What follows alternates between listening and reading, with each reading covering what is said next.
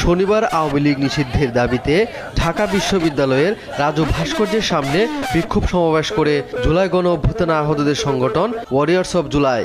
পরে মিছিল শেষে শাহবাগ মোড়ে অবস্থান নেয় তারা। এ সময় আওয়ামী লীগ নিষিদ্ধের ব্যাপারে সরকারকে দ্রুত সিদ্ধান্ত নেওয়ার আহ্বান জানায় সংগঠনটি। 48 ঘন্টার মধ্যে সিদ্ধান্ত না এলে ঢাকা অবরোধের ঘোষণা দেয় নেতারা।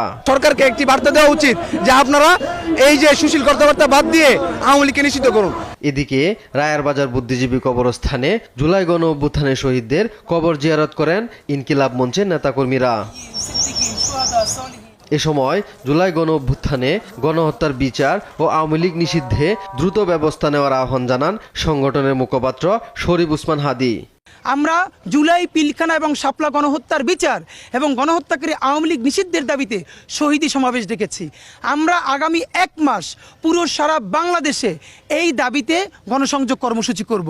আমরা লিফলেট, এই যে আজকে আমরা লিফলেট বিতরণ শুরু করেছি, এই লিফলেট বিলি করব আগামী 1 মাস ঢাকার প্রত্যেকটা ওয়ার্ডে ওয়ার্ডে। জুলাই পিলখানা ও শাপলা গণহত্যার বিচার ও আওয়ামী লীগ নিষিদ্ধের বিষয়ে জনমত গড়তে আগামী 1 মাস লিফলেট বিতরণ করবে ইনকিলাব মঞ্চ।